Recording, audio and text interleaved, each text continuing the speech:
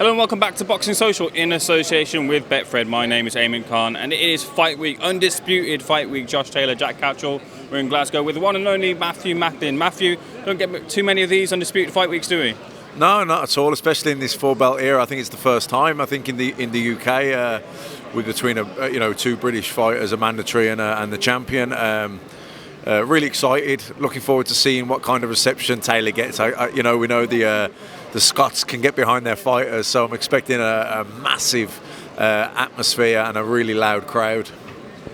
A lot's been made about kind of maybe the, I suppose, level disparity between the two fighters. But tell me, what do you make from seeing tape of Jack Catterall? What do you make of the challenges he's going to pose to Josh in the ring at the weekend? No, there is a gap in levels, improving levels from where they've both been performing recently. There's no getting away from that. You know, if you just look at Josh Taylor's last 5 fights and you look at Jack Catterall's last 5 fights, the level of opposition, there's no comparison. But you only make the jump when you make the jump. He's mandatory challenger. He's worked himself into that position. He's waited for a while. So, look, Josh Taylor is a strong favourite here. Absolutely, no doubt. But Catterall's a good fighter, and anyone who's been around him and seen him, been with him in the gym, and that say he's a lot better than he's even shown. There's levels to go. He's comfortably. He's never really been pushed. He's never really been extended where he's had to dig in and find another gear. He's always been fairly within himself when he's been winning these fights.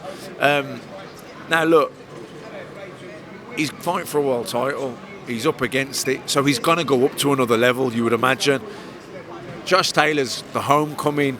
He's the homeboy, the crowd, the media attention. Does he take his eye off the ball a little bit? Does he underperform by 10, 15%?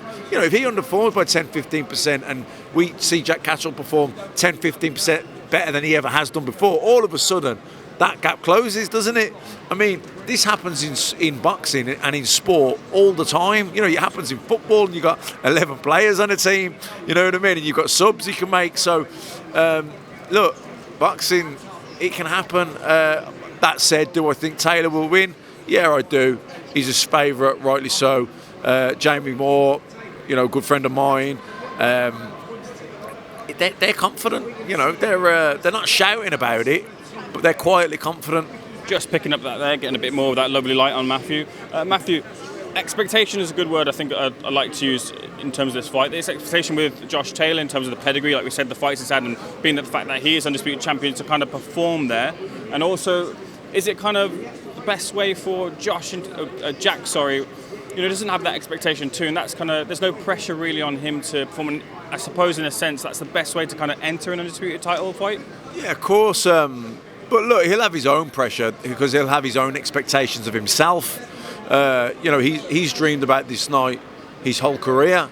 Josh Taylor, there are expectations on him because he's gone over to America. He's become undisputed champion.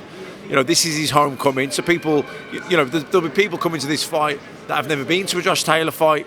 And they're buying into the gravy train, aren't they? They're buying into the hype and the dream. So they're coming expecting a big performance. So there's a bit of pressure on him in that regard. Like the pressure on Jack Catterall is he's just thinking about winning. He doesn't care if he wins on a split decision. Where Josh Taylor will be saying the same thing, but I guarantee you, he isn't just thinking that. He'll be wanting to impress. He'll be wanting to make a statement. He'll be wanting to really, put on a big night. So. That brings pressure too. Matthew, with that said then, tell me what the keys to victory are both for Josh and for Jack. Look, I think Josh Taylor will be the guy being more aggressive. He'll be the one trying to press the action. But Catterall's a good counter-puncher. I don't think he'll run. I think he'll be looking for little half steps. He'll be looking to edge and he'll be looking to trigger Taylor with the jab. Look to step back and counter or catch him on the way in. He'll be trying to time Taylor on the way in. That's what I think he'll be trying to do. He'll be trying to catch him on the way in or trying to counter punch him. Sorry, and for Taylor, he's just got to watch out for that. He doesn't want to walk onto any shots. He's got to be careful on the way in, but also him pressing the action using his feints. He might try and counter punch the counter puncher. Be the aggressive counter puncher. So I think it'll be it could be a little bit of game of chess early on, first couple of rounds. See, till either guy, till both guys get their time and their distance. There could be a lot of feinting, a lot of trying to get the other one to lead off. This is a big moment, I suppose, for Josh in the sense of the outside stuff, because he's an undisputed champion, but he maybe doesn't have the profile that you think an undisputed champion would have. He's with Sky Sports now. He's got this spotlight on him that you guys are giving him here. How big of an opportunity is this to kind of boost Josh into kind of that mainstream now? Yeah, look, he's had to go to America. The fight's been the early hours of the morning. It hasn't had the mainstream sort of TV network backing as he should have had, but he's getting it now. You could compare. I've seen people online comparing it to Carl Froch.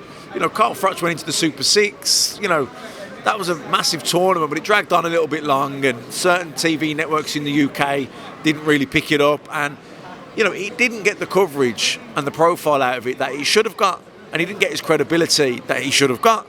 The win against Jermaine Taylor was a massive win that Carl Froch had to get up off the deck in the 4th or 5th round. Behind on all the cards, 10 seconds to go, and he pulls it out and gets the win. That was like a monumentous win, but it never got the publicity it deserved. The same could be said for Josh Taylor. He's undisputed champion, and he hasn't had the credit or the notoriety that he should have had. Now he's going to get it. He's getting the build up here, and so with that, there's a lot of eyes on him that probably haven't been on him before. They've probably heard the name, but they haven't seen him box. And so Saturday night for him, he really wants to win and win in style and get everyone talking about him. Matthew, just a couple of things away from this to get your thoughts on. We didn't catch up with you after Khan-Brook. Your reaction there? Look, it was a fantastic promotion. It was great to be a part of it all week. Both men are household names. They've both had fantastic careers. Real servants to British boxing. And you know what? They served up a brilliant fight that we all enjoyed. Khan got hurt early. He got hurt again, but he kept coming back. He kept recovering and fighting on. And there was one thing you can never ever criticise Khan for, and that's lack of heart. He showed loads of battle again. Kept digging in, but ultimately it was Brook's night. And I actually think that the ref stopped the fight at the right time. Just I saw that Eddie did an interview recently. He said that if he put on a pay-per-view with a card like that, he would have got a lot of stick for that. Could you just get your reaction on those comments? Look, Eddie's a promoter, isn't he? You put on the best fights. You put on the best fights that are available to you, I guess, at the time.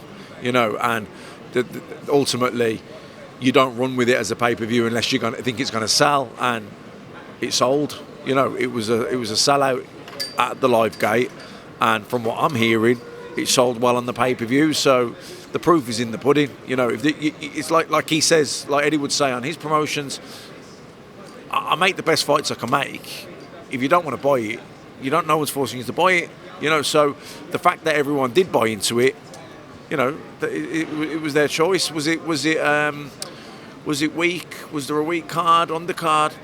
Look, a couple of fights fell through, didn't they? Other ones maybe didn't catch fire, but ultimately I think that pay-per-view event was about the main event. That's what the seller was. Fury-Whyte, signed, sealed, delivered April 23rd. Your reaction to that?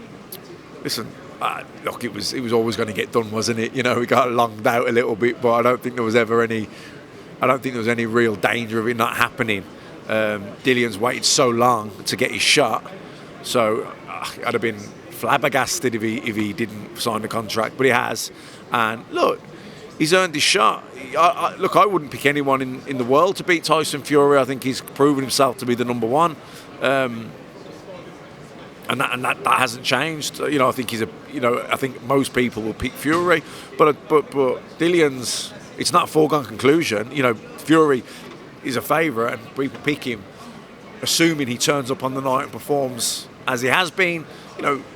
We talk about this fight with Taylor-Catterall and Josh Taylor, him being an underdog. Underdogs win fights, and favourites underperform.